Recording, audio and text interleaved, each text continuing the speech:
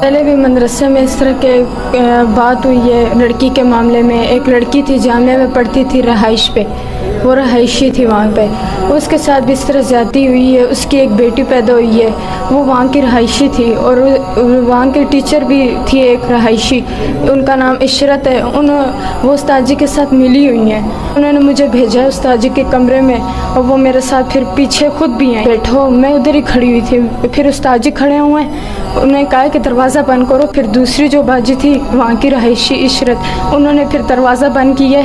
उस टाइम मैं थोड़ी सी घबरा सी गई थी।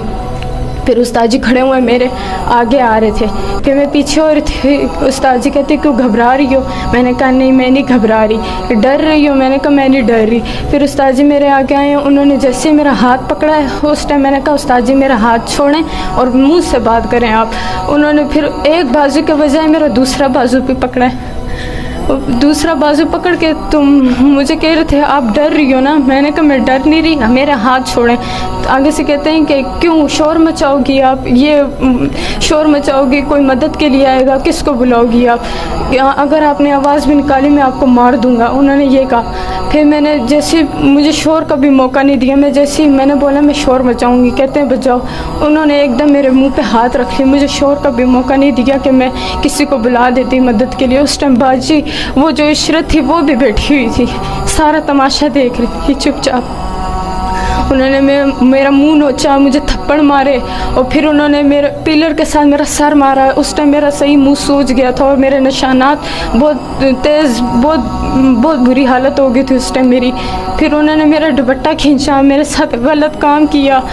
फिर गलत काम करके फिर मुझे कावा उन बाजी ने पिलाया, वो इशरत, उन्होंने कावा पिलाया। और फिर मैं जब चक्कर आ रहे थे मुझे तो उन्होंने मेरे साथ हुई थी तो उधर मुझे चक्कर से आ रहे थे, निशावर चीज़ दी थी कोई कावा, उस कावा ही दे रहे थे, खाने को भी कुछ नहीं दिया। 2 दिन उसी कमरे में मैं कैद थी, मैं फिर बेहोश हुई, मैं उधर ही लेटती थी। अस्सलाम वालेकुम दोस्तों, आप लोगों ने तो वीडियो देखी होगी। कौन है ये लोग और कौन से हमारे मदरसे में ऐसा काम हो रहा है? लड़कियां पढ़ भी नहीं सकती, अगर पढ़ती हैं तो उनके साथ क्या क्या हो रहा है। ये मुसलमान हैं, ये तालीम दे रहे हैं कुरान पाक की, बच्चियां पढ़ने जाती हैं तो उसके साथ ऐसा ऐसा सलूक होता है। कसम खुदा की मैं ढूंढ रहा हूँ इस वीडियो पे जो जिस मदरसे में पढ़ रही है, मैंने बहुत जगह मतलब इसकी वो स्टडी की है देखने के लिए, मुझे नहीं मिली।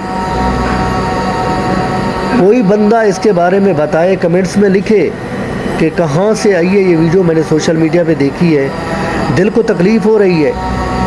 हम लोग मुसलमान बच्चियों को पढ़ने के लिए भेज भी नहीं सकते, किस पे भरोसा करें?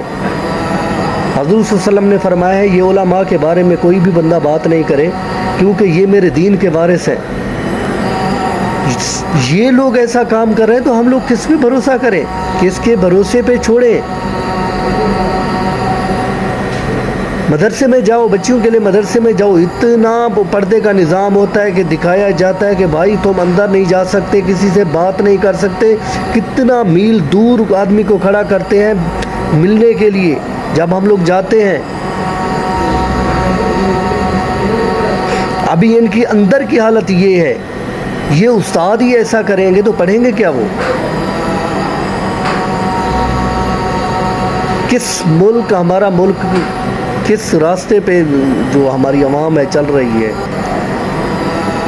जब ये जो मौलवी है जिसने ये काम किया है, उस्ताद जी बोल रही है, फिर भी इज़्ज़त से नाम ले रही है उसका, उसने इतना बड़ा जुल्म किया है, क्या उसको नहीं पता कि ये कबीरा गुनाह है?